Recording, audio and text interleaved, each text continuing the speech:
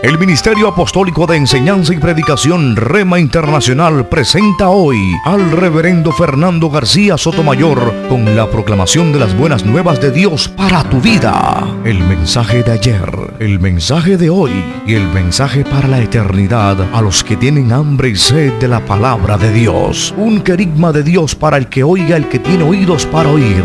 Escucha el dabar del Eterno a las naciones. Ahora es el tiempo para recibir el rema del Espíritu Santo a tu espíritu. Escuchemos con fe la memra del Señor para el alma. Esta es la traducción de Reina y Valera del año 1960 y dice así la palabra del Señor.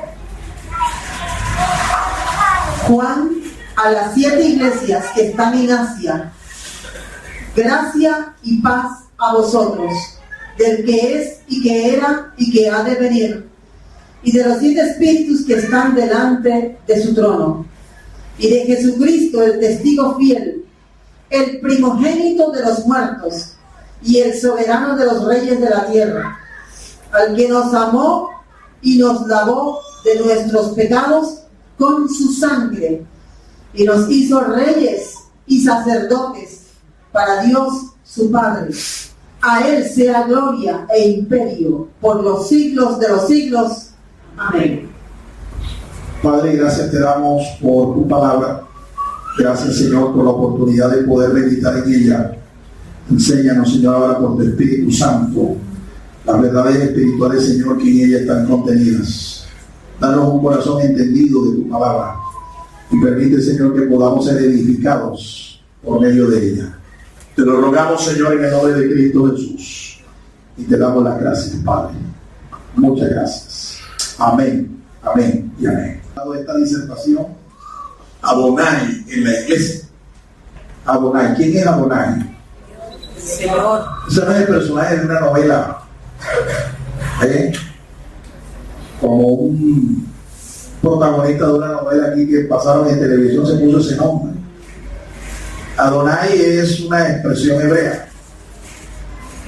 Es un eufemismo que los hebraístas, copistas, traductores de la palabra de Dios usan para reemplazar el nombre original de Dios. El nombre original de Dios en las escrituras es un tetragramatón. Está compuesto por 4 letras hebreas. Tetra viene de 4. Ellos, para supuestamente no tomar el nombre de Dios en vano, cada vez que leen en las escrituras el nombre de Dios, lo reemplazan por este eufemismo, Adonai, que traduce el Señor. El Señor. Entonces, cuando decimos que Adonai está en la iglesia, lo que estamos diciendo es que la presencia del Señor está en medio de nosotros. ¿Amén? ¿Cuántos creen eso? Aquí en el libro está, ahí lo vamos a ver ahora en este pasaje que hemos leído. El Señor está en medio de la iglesia. La iglesia del Señor Jesucristo es una sola. ¿Cuántos lo creen? Es una sola. Tiene una doble expresión, una expresión universal y una expresión local. Nosotros somos una expresión local de la iglesia de Jesucristo. Pero el conglomerado de iglesias cristianas en el mundo entero conforman lo que es la expresión universal de la iglesia. La iglesia es una sola. En el libro de las Revelaciones, libro de Apocalipsis, se habla de 7 cartas que son dirigidas a 7 iglesias. 7 cartas que son dirigidas a 7 iglesias. ¿Sí? Número 7 lo hemos aprendido aquí. Es un número que representa la plenitud. Plenitud, lo que está completo. Así es que 7 iglesias representan eso. La plenitud de la iglesia universal de Jesucristo. El mensaje que aquí se está dando en estas cartas, y en especial en el libro de Apocalipsis, es un mensaje universal para la iglesia de Jesucristo de todos los tiempos, porque 7 representa plenitud. Dígalo conmigo, plenitud. Dios estableció la iglesia como un solo cuerpo, en el que el Señor Jesucristo es la cabeza o máxima autoridad. La Biblia lo deja ver bien claro. La máxima autoridad de la iglesia es Jesucristo. Él es la cabeza. Y entre otras cosas, aquí vale la pena aclarar que la iglesia es un cuerpo de miembros que son perfeccionables, no son perfectos. Estamos en un proceso de perfeccionamiento. Aquí nadie todavía es producto final. Así que si tú andas por ahí buscando la iglesia perfecta, te va a llevar una enorme decepción. No la vas a encontrar. Estamos en un proceso de mejoramiento moral, espiritual, de perfeccionamiento. A ese proceso la Biblia le llama la restauración de nuestro hombre interior, la restauración de la imagen de Jesucristo, porque el Señor Jesús fue establecido como el modelo perfecto para la humanidad, el modelo perfecto para los hijos de Dios. El Espíritu Santo en estos momentos lo que está haciendo es eso, está transformando la imagen de Jesucristo en cada uno de nosotros hasta llegar a la plenitud de la perfección del varón perfecto, nuestro Señor Jesucristo. Ahora, el día que usted llegue a ese nivel de plenitud, a ese nivel de perfección máxima, hasta ese día usted está aquí en la tierra. Porque aquí en esta tierra y esta iglesia es un mundo de gente imperfecta. Somos frágiles y estamos siendo perfeccionados. Sin embargo, en el cuerpo de Cristo dijimos que Cristo no solo es la máxima autoridad, Él es la cabeza, sino que el único perfecto es Él. Si tú buscas perfección, entonces no la busques en el cuerpo. ¿Dónde tienes que buscarla entonces? En Cristo Jesús. Él es el único perfecto. Así es que, mientras tanto, hágase miembro de una iglesia local, si todavía no lo es. Hágase miembro del cuerpo de Cristo. Para ser un auténtico, un genuino cristiano, uno tiene que ser parte de una comunidad local. Pero es que la iglesia y los creyentes y los cristianos evangélicos son inmorales, te estoy diciendo, nadie aquí es perfecto. Aquí todos estamos luchando para tratar de perseverar y ser fieles en el Señor. ¿Cuántos perfectos hay acá? No hay ni uno. Póngame en la cámara a ver si de pronto, para que la gente vea que no hay nadie perfecto. Levante la mano los que son perfectos. ¿Hay algún perfecto aquí? Como se dice en términos jocosos, aquí quien nos cogea de una, cogea de la otra. Todo el mundo tiene aquí su debilidad y estamos luchando y le hemos entregado esas debilidades, esos defectos al Señor para que Él los transforme, ¿verdad? Aquí el débil dice: fuerte soy en Jesucristo, nuestro amado Salvador. A su nombre. Bien, amado hermano. Entonces, en medio de la iglesia, nosotros vemos allí la presencia de Dios. Es una realidad. La presencia del Señor en medio de nosotros es real. ¿Sí? Su manifestación gloriosa es visible. Cuando tú veas a tu hermano que tienes ahí a tu lado, tú le ves a tu hermano en Cristo la gloria de Dios. Tienes que ver la gloria de Dios. Ahí no tienes que ver a tu enemigo.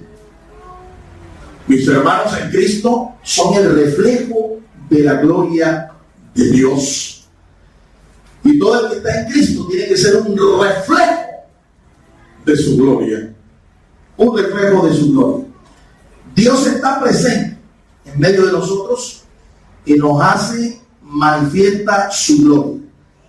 La iglesia universal de nuestro Señor Jesucristo no es una denominación, no es una sola denominación, es el conjunto de todas ellas. Es un pueblo universal, un pueblo universal. Ahora, en medio de la iglesia, la presencia de Dios, como estamos diciendo, es real. Su manifestación es gloriosa, es visible, ¿sí? El mundo sabe que en medio de nosotros está la gloria de Dios, la presencia de Dios. El mundo lo sabe. Ahora, a esta gran masa de creyentes que hoy están aquí, con una expresión local de la iglesia, y a toda la iglesia de Jesucristo, a todos aquellos hermanos que nos ven a través de la internet, a este pueblo de Dios, el Señor quiere mostrarle 3 poderosas declaraciones. Y están ahí, y ese pasaje que hemos leído, Apocalipsis 1, versos 4 al 6. La primera declaración es que Dios es un Dios trino. Dios es un Dios trino. O sea, hablamos de Trinidad, aunque no es un vocablo que está escrito en la Biblia. Sin embargo, lo podemos inferir por sus enseñanzas.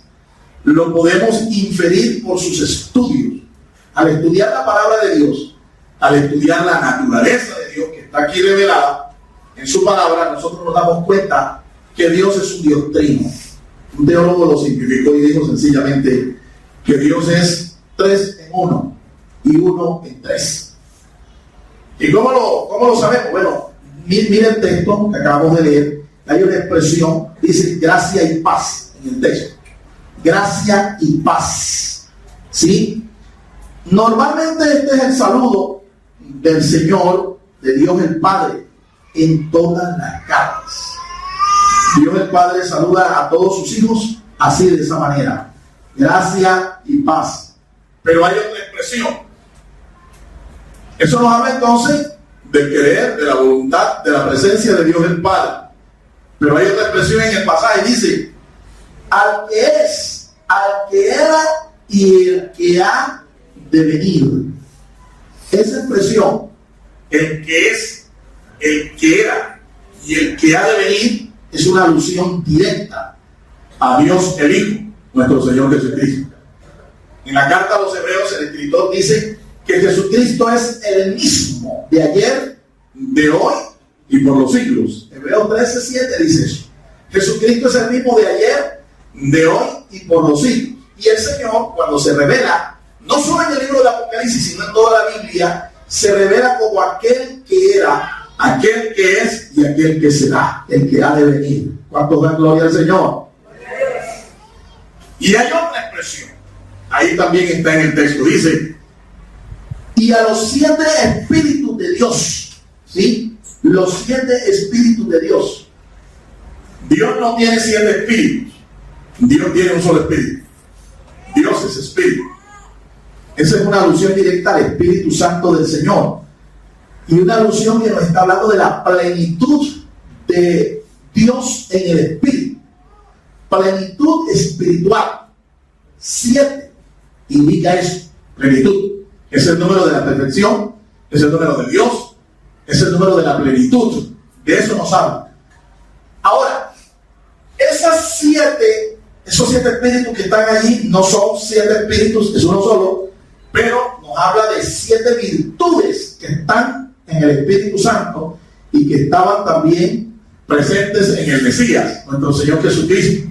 El profeta Isaías, unos 700 años antes de que Cristo naciera, dijo que estas 7 actitudes, estas 7 manifestaciones, estos 7 rasgos estarían en el Hijo de Dios, en el Mesías, cuando Él se encarnara.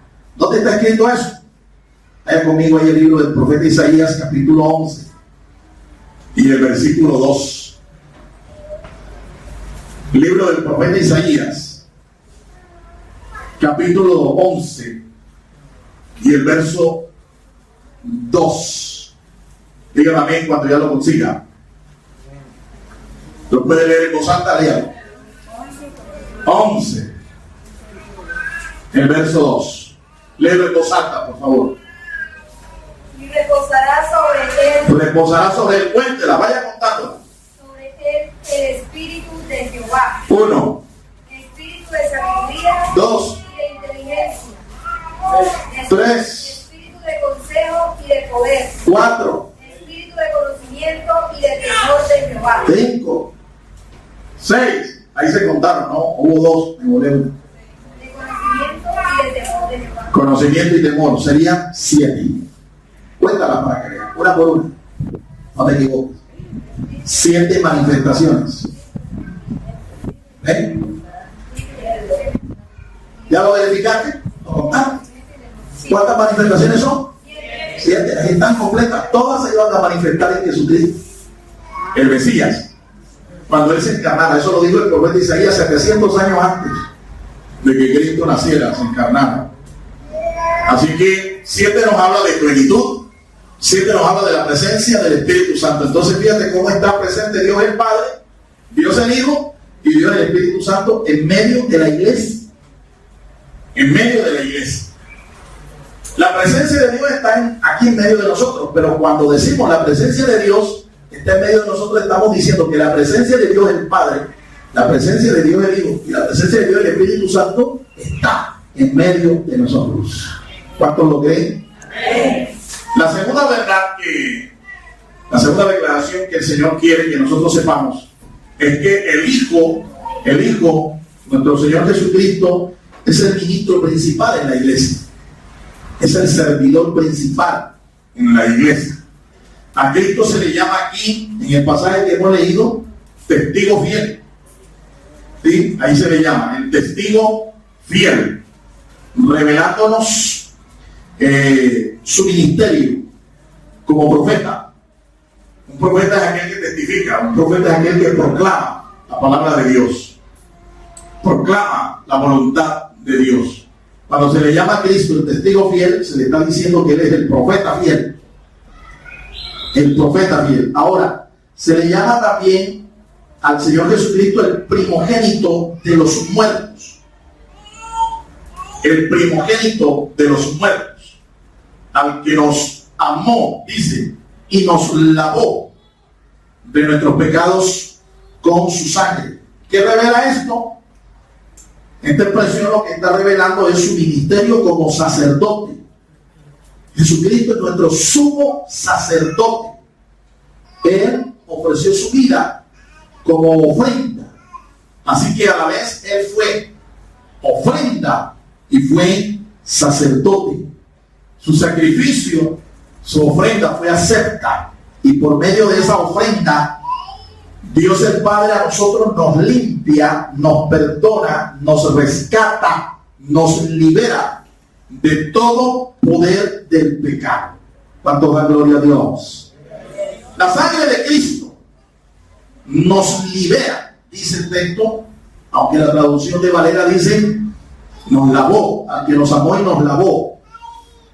El vocablo exacto, el vocablo que viene del griego es liberar.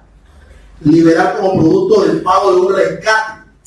Jesús pagó el precio de nuestra libertad. Él pagó el rescate. A Él se le llama el Redentor, el pariente redentor, el Coel. Él lo pagó, Él es el único que podía pagarlo. Y efectivamente todos aquellos que hemos creído en el Señor, hemos recibido de parte de Él nuestra redención. Hemos recibido nuestra libertad del poder del pecado. Nuestros pecados han sido remitidos a Él. Él los cargó allí en su cuerpo sobre el madero. Su ministerio entonces sacerdotal está activo hoy en día. Ese ministerio no se ha detenido. Dice el autor de la carta a los Hebreos, Él está allá arriba en el cielo, intercediendo por usted y por mí. Y la eficacia, el alcance, los efectos de ese sacrificio están vigentes para todo aquel que cree en el día de hoy. Si usted no es de Cristo, sus pecados usted no los ha lavado, no los ha limpiado. Si usted no ha recibido la expiación de Jesucristo, la liberación de sus pecados, hoy mismo puede lograrlo, hoy mismo puede pedirle al Señor y en el cielo Él va a escuchar y Él va a hacerlo por tu fe. En Hebreos, en el capítulo 7, verso 25, dice el texto allí que Él vive siempre para interceder por nosotros.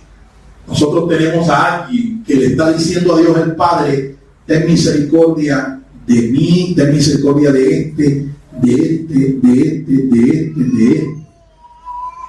Tus oraciones al Señor son escuchadas y Él es el mediador ante Dios nuestro Padre. Él vive intercediendo por nosotros y esta labor sacerdotal está activa y es una labor eterna. El mundo de hoy, mira lo que hace. El mundo de hoy piensa que la pobreza es un sinónimo de suciedad, de pecado, de inmoralidad.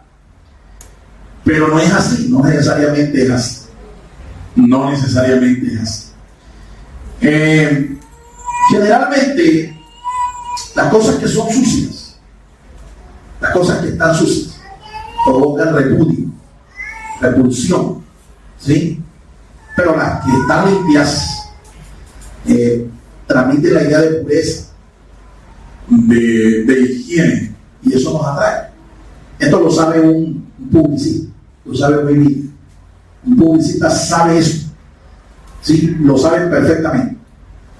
Y él lo aprovecha, ¿sí? Lo explota a través de los medios masivos de comunicación. La idea de pulcritud, el hombre moderno la lleva hasta el plano religioso. Esos conceptos de idea, de pureza, de higiene, de pulcritud, de limpieza, el hombre moderno las aplica a lo espiritual. Entonces, ¿qué hace? Queriendo aparecer limpio moralmente ante los ojos de los demás, queriendo aparecer santo, queriendo aparecer inmaculado, sin mancha, nosotros lo vemos entonces acudiendo a medios humanos. ¿Qué medios usan para lograr esa pureza moral, esa pureza espiritual? ¿Qué medios usan? Bueno, la práctica de algunos sacramentos, el pago de algunas indulgencias, Latigarse. flagelaciones, limosnas, buenas obras, ritos y otras cosas más, otras prácticas paganas, ¿sí? ¿Con el propósito de qué? Con el propósito de alcanzar de esta manera pureza moral, expiación moral, expiación espiritual de su alma. Pero esto es infructuoso.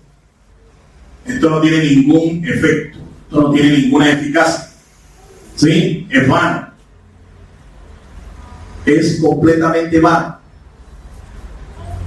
El evangelista Lucas, en su relato, dice que Jesucristo vino a buscar y a salvar lo que se había, buscar y a salvar lo que se había perdido. Entre eso estábamos tú y yo. Y el único que pudo pagar un precio por el rescate de nuestra alma que estaba perdida fue el Señor Jesús. Lo demás no alcanza. Lo demás que podamos hacer no alcanza. No es suficiente. No es eficaz.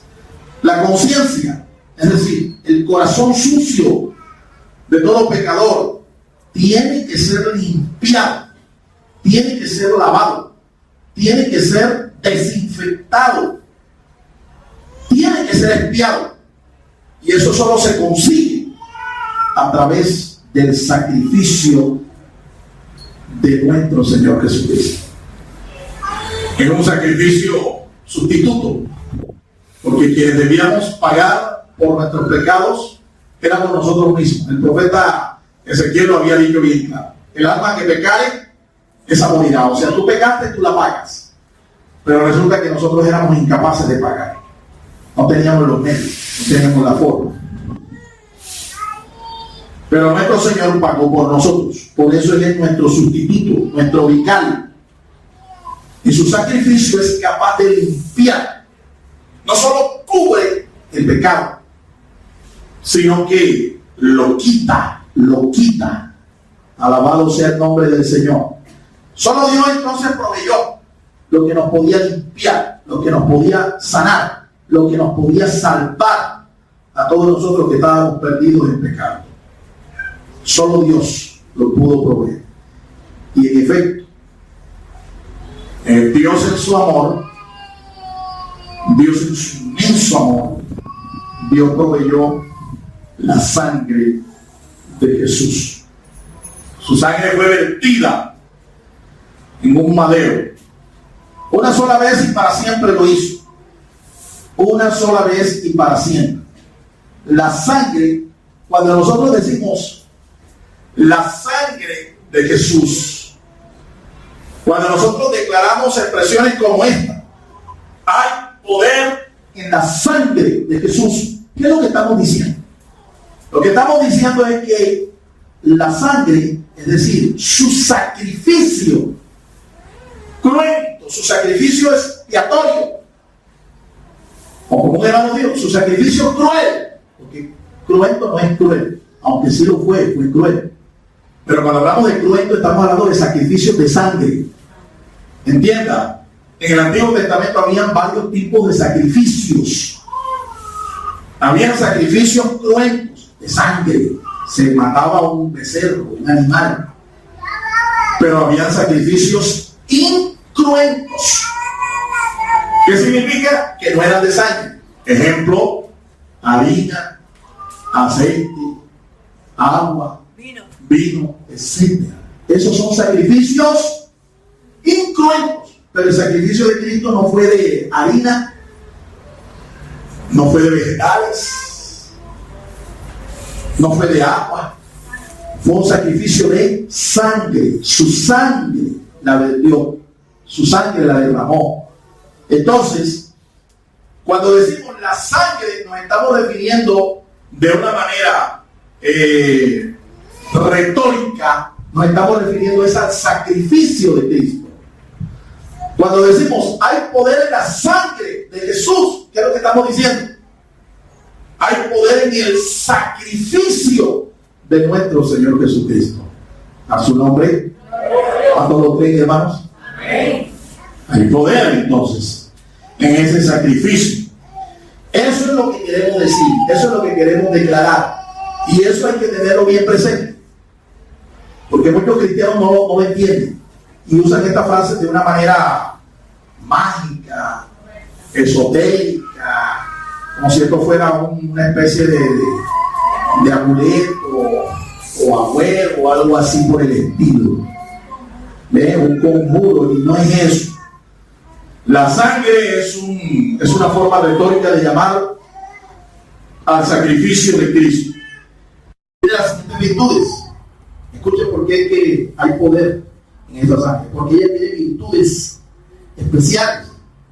Hay virtudes espirituales. Hay virtudes eternas en esa sangre. Ella limpia y salva eternamente al pecador. La sangre de Cristo limpia y salva eternamente. Ella remite nuestros pecados a Cristo. Mira, cuando Cristo moría ahí en la cruz, nuestros pecados fueron cargados en Él. Dios el Padre cargó en Él el pecado de todos nosotros, y a su vez hizo una transferencia. En esa transferencia, mientras el Padre le imputaba a Jesús nuestros pecados, ahí sobre su cuerpo, Él a su vez nos transfería su justicia, sus méritos, sus virtudes, su santidad. Mire qué transferencia es. Por eso es que usted y yo gozamos de toda la vestidura, de toda la protección de Jesucristo, porque es que Dios el Padre, debido a nuestra fe, transfirió en nosotros toda la santidad, toda la gracia, todo el perdón, toda la paz, todo lo bueno que de Cristo nos transfirió a nosotros. ¿Cuánto dan gloria a Dios, hermanos? Por eso es que nosotros en Cristo estamos completos. No nos hace falta nada. No nos hace falta nada. Nuestros pecados entonces son remitidos a Él. ¿Sí? Ahora, el Señor Jesús, nosotros podemos decir que Él es el arquetipo, es decir, el tipo de todos los sacrificios. Todo lo que se hizo en el Antiguo Testamento, todos los sacrificios de animales, todas las ofrendas que se ofrecieron eran una representación típica del verdadero y poderoso sacrificio de Cristo Jesús.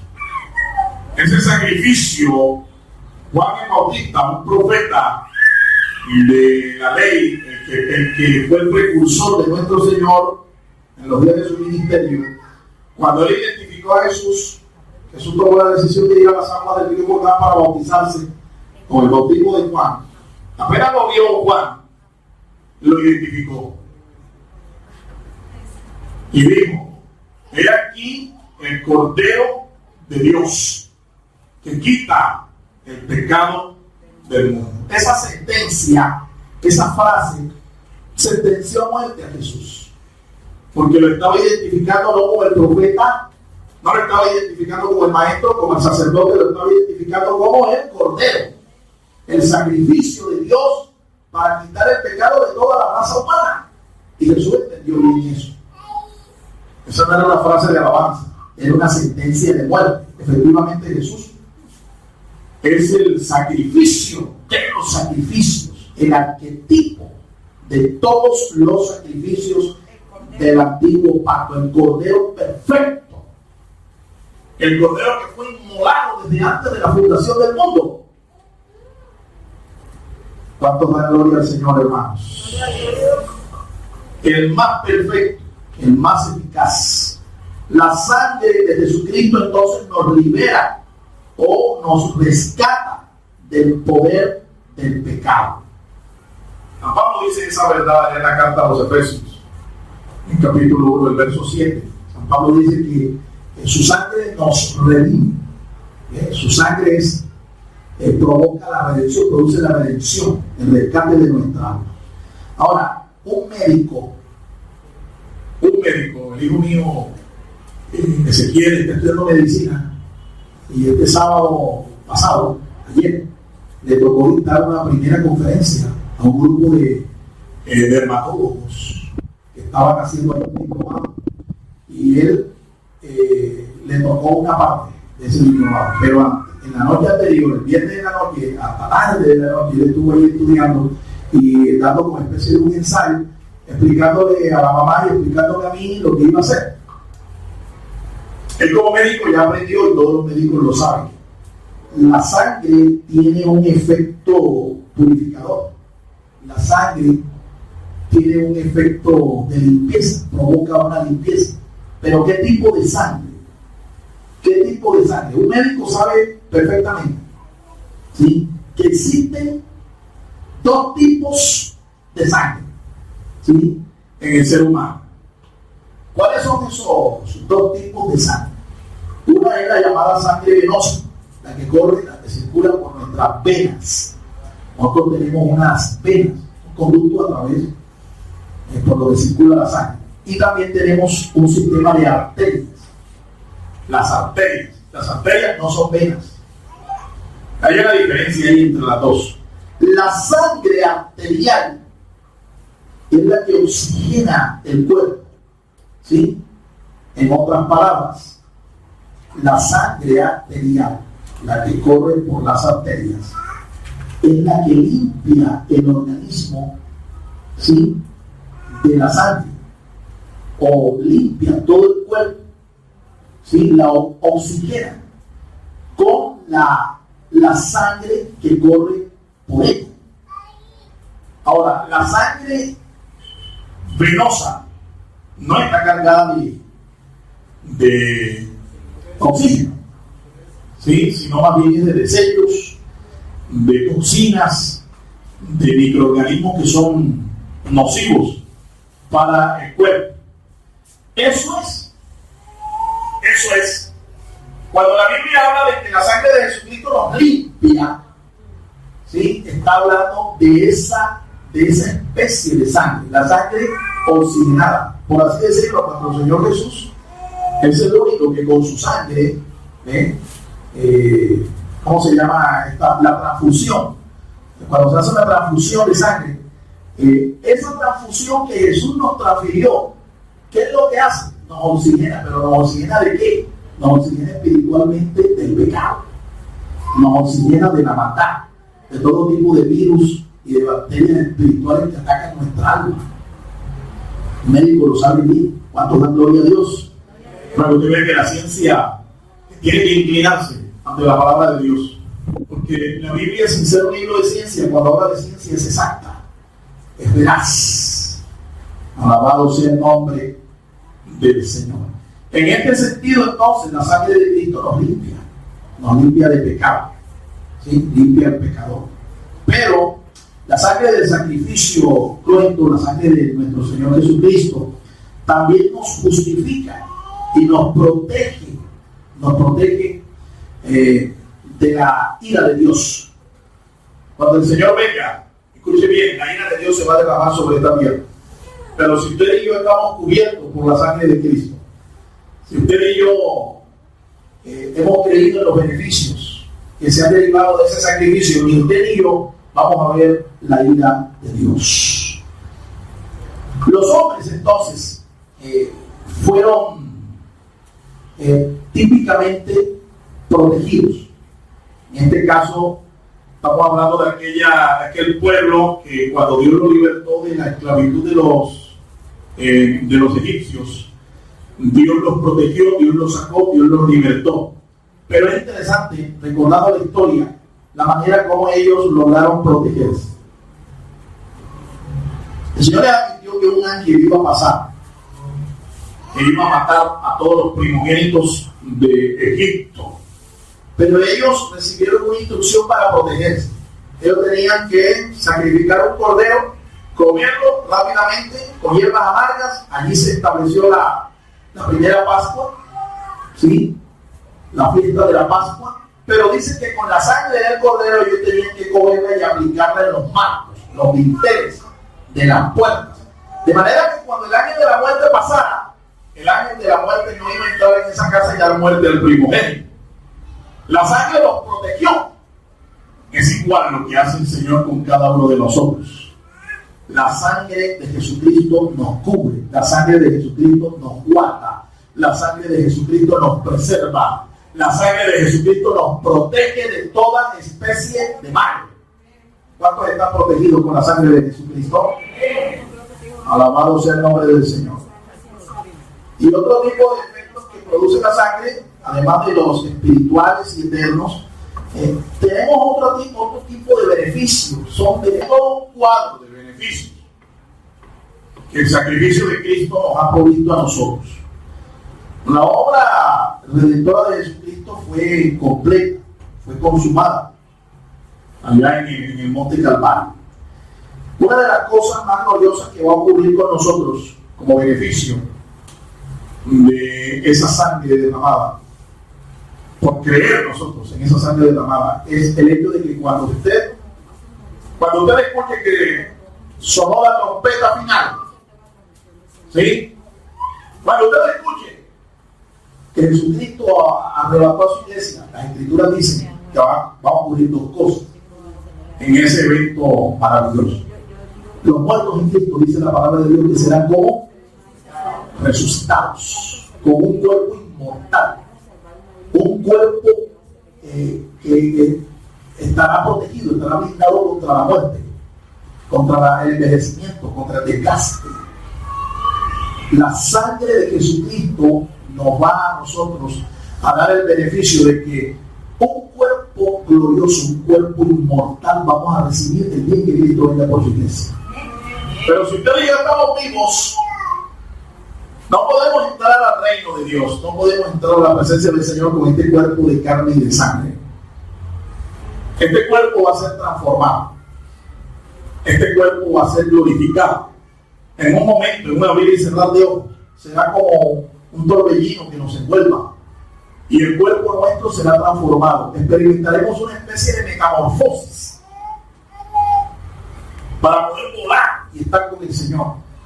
Este cuerpo será revestido de inmortalidad, será transformado. Este cuerpo será un cuerpo glorioso. Ese es un beneficio. A eso se le llama la glorificación. La glorificación. Usted y yo vamos a ser glorificados. Usted y yo vamos a ser preparados, adecuados para poder ver el rostro del Señor. Si el Señor Jesús se apareciera ahora aquí en medio de nosotros, que nosotros no estuviéramos preparados física y espiritual y moralmente, ¿sabe usted lo que pasaría? Usted quedaría reducido a un montón de cenizas, porque su cuerpo no podría soportar la gloria de un Cristo glorificado. ¿Sabían de eso? ¿Y cómo tenemos nosotros entonces experiencia y comunión con el Señor? ¿Cómo decimos que el Señor está en mí? ¿Por qué está el Espíritu Santo ahí? Si no estuviera el Espíritu Santo, ni tú ni yo pudiéramos tener ese beneficio, ese privilegio. Las experiencias que nosotros tenemos, las tenemos en el Espíritu. Son experiencias espirituales, visiones, sueños, manifestaciones del poder y de la gloria del Señor. Todo es espiritual. Si fuera físico, mi amado hermano no estuviera proyectando la película. ¿Cuántos dan gloria al Señor? ¿Quién vive, hermanos? ¿Quién vive? ¡Y a su nombre! Eso hizo. ¿Sí? Eso hizo que no fueran ellos destruidos. Ellos se protegieron. Y otro de los beneficios que son incalculables es que no son necesarios más sacrificios. ¿Sí? La eficacia del sacrificio de Cristo es eterna. Sigue vigente hasta el día de hoy. Sigue vigente.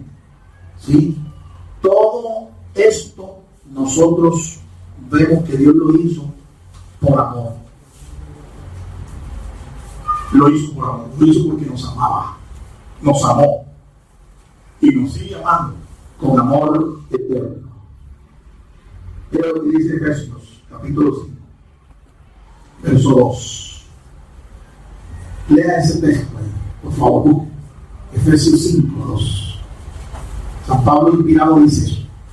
La motivación que Dios tuvo para sacrificar a su Hijo, hacer que su sangre fuera el rescate por nuestros pecados, fue el amor. ¿Cómo dice San Pablo?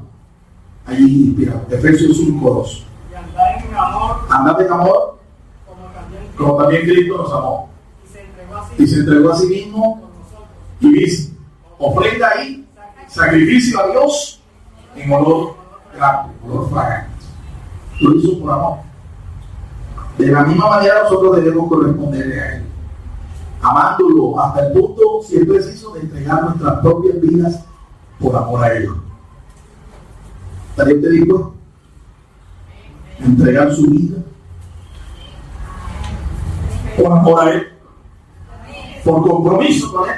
Y que en esos momentos no falte su fe, en ese momento de la verdad que no falte su fe.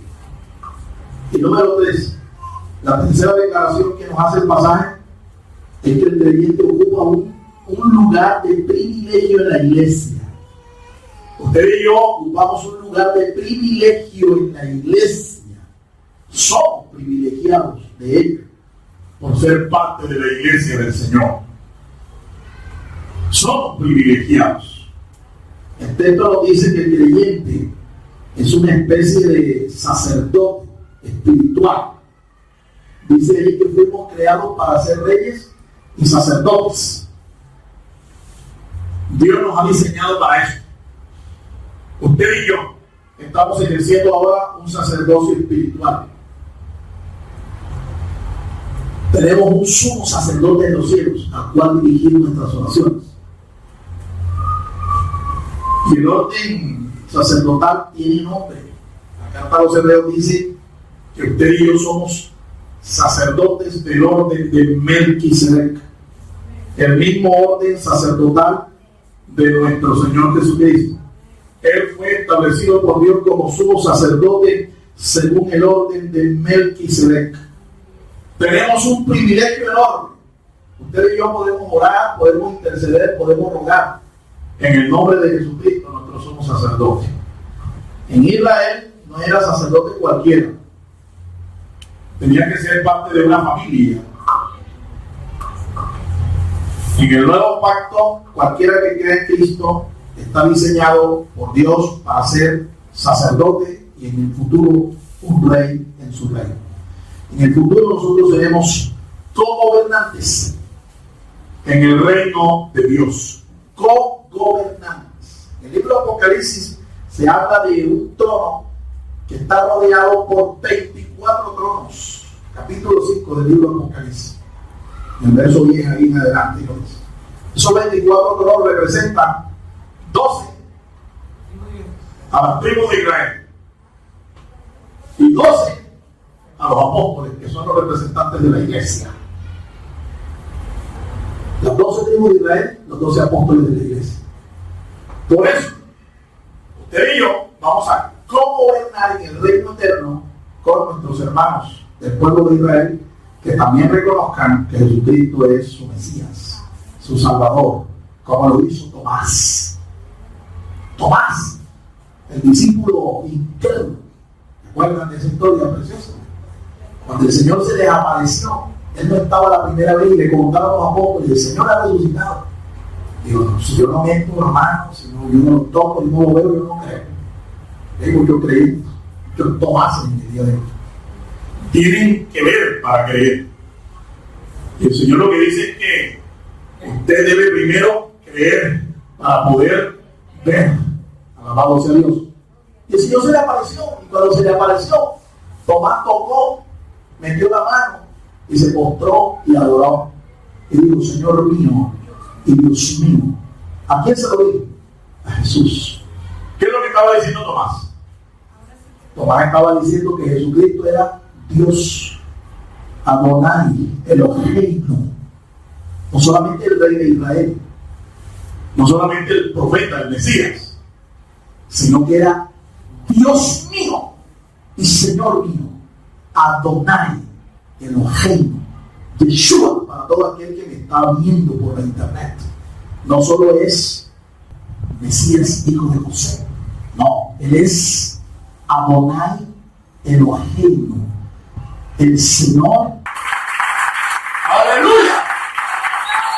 Y esta es la prueba máxima de nuestra fe y de nuestra sana doctrina, reconocer que no solo Él se encarnó, se hizo hombre, sino que Él es Dios, que Él es el Señor, que Él es Adonai. Concluyo, hermano. ¿Qué lugar ocupa entonces el Dios, el Señor, nuestro Dios en tu vida? ¿Qué lugar ocupa? ¿Cuál es el lugar que ocupa? ¿Sí? Debe ser el primer lugar. Debe ser el primer lugar. ¿Qué oficio, le pregunto a usted, o tarea usted tiene en la iglesia del Señor Jesucristo? Usted, para ganarse el puesto de gobernante en el reino, usted tiene que servir hoy aquí, en el reino de los cielos, en la iglesia local. Si usted no está ocupado en nada, usted lo que está es sentado ahí recibiendo mensaje tras mensaje, palabra tras palabra, engordándose espiritualmente allí, déjenme decirle que los obesos espirituales no se sentarán a gobernar en el reino. Ese lugar hay que ganárselo, esa dignidad hay que ganársela aquí sirviendo al Señor. ¿Dicen amén? Amén. El Ministerio Apostólico Rema Internacional pone a disposición esta predicación. Ofrecemos ministración a simposios, seminarios, campañas evangelísticas, educación globalizada sana y de carácter interdenominacional. Escríbanos a ministerioremainternacional@gmail.com o llámenos al celular 316-270-7181.